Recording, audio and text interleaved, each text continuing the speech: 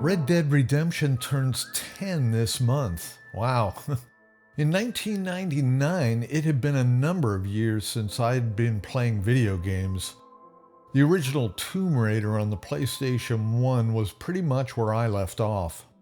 Life just got too busy. A buddy at work with whom I'd had a number of discussions about gaming told me about a game called EverQuest. He assured me I'd love it. I thought, wow, what a dumb name. 5 years later, I was still playing it. The game allowed the player to play in first person or third person. I found that third person let me be aware of my surroundings better than first person, so that was my playstyle of choice. At the time, I was pretty much ignoring consoles until I decided that I wanted to stream music from my PC to the living room. I did some online research and found the Xbox 360 was capable of doing this, so I went out and bought one, and sure enough, it was able to do this, and it was actually a pretty decent machine. The hot title for the console at the time was Halo 3, but I was not interested in it since it was a first-person title. A couple of years later, I walked into a GameStop in the local mall while I waited for my wife to finish shopping. As I perused the games on the 360 wall, I noticed a Western video game and pulled it off the shelf. I read the description and thought, okay, this might be interesting. I'd never played a Rockstar game before. I was very aware of the GTA series, I just hadn't bothered with it. I'm a huge fan of Western films, so I thought this might be a fun little romp. See, my mule don't like people laughing. It's the crazy idea you're laughing at him. A few days later, I'm playing the game and my wife, whose experience with video games was basically nothing, she comes into the room and asks me what I'm watching. I tell her it's this Western video game, and she says she thought it was a movie at first, but noticed that there was something kind of odd about it. She was very impressed with the look of the game, and so was I. As I described the game to her, I pointed out that most video games were linear in nature and forced the player along a specific path, but this one didn't have that restriction. I was driving the buckboard to Armadillo with Bonnie and was on the trail descending into the valley. My wife said, well, if the game is open, can you just drive off the side of the cliff? So I said, let's find out. And I did. The buckboard tumbled down the side of the mountain, killing my character and Bonnie, and we both had a great laugh. I played through the main storyline and finished the game. I was absolutely blown away by the ending.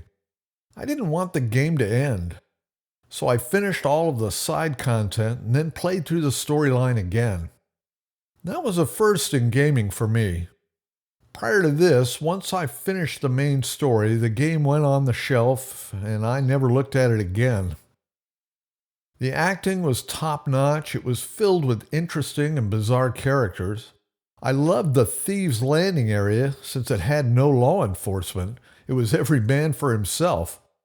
If you wanted to hogtie everyone in town, put them in a pile in the middle of the street and set it ablaze, no problem.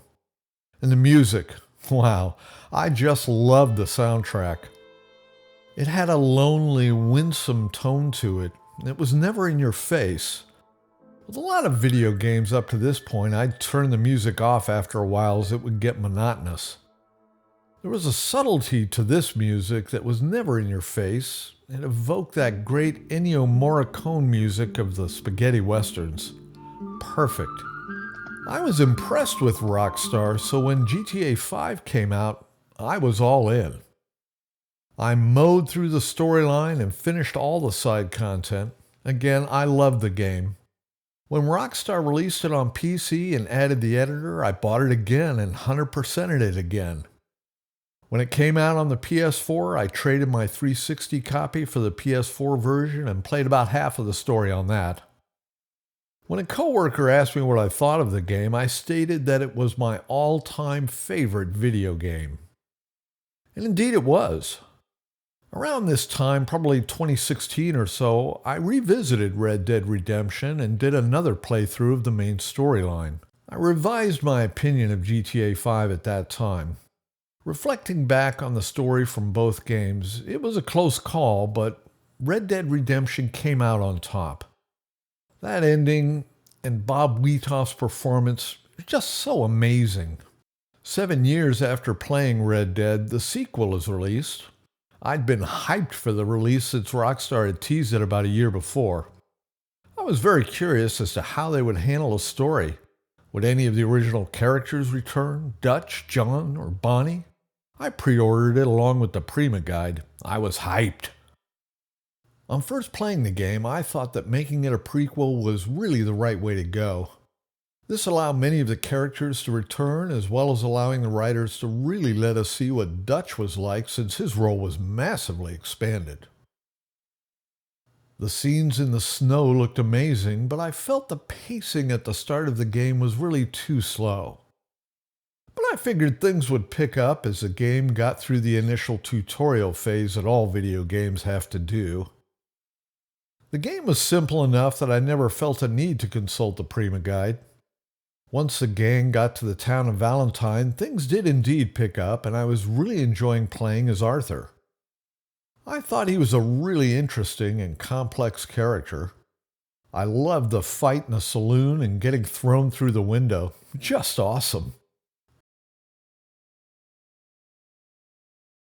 The drunk mission with Lenny was hilarious. But as I played through the missions, I noticed that I was getting impatient with the game's mission structure. In Rockstar's mission structure that I first encountered in the original Red Dead Redemption, the player is tasked with traversing the map with one or more NPCs. As you take your journey, which in some cases will take much more time than the actual mission at the end of the journey, you listen to a discussion with the NPCs and your character. Sometimes the conversation is timed so that it lasts for the entire journey, but many times it completes about halfway through and you're left in silence until you reach the destination. This is the same structure used in the original Red Dead as well as GTA 5 and Red Dead 2. Fact is, I'd grown bored with this structure. The music was, again, excellent, but in my opinion it was just too subtle this time around. Many times I found myself wanting more music as I just rode around the game's map, but it just wasn't there, and when it was there, I found it was just too little of it. I stopped playing Red Dead 2 around 23% of the way into the story, moved on to other new game titles that have been released, such as Assassin's Creed Odyssey. Loved that game. This is Sparta! As well as going back to Skyrim on the Switch. I'm sure I'll come back to Red Dead 2 at some point. I know the story is going to be amazing, and I really love Rockstar's games, but I think that Rockstar really needs to update their mission structure. They've been leaning on this design crutch for way too many years. Thanks for watching the video. I'd love to hear your opinions on this topic in the comments. Stay safe, keep on gaming, and until I see you in the next video, take care.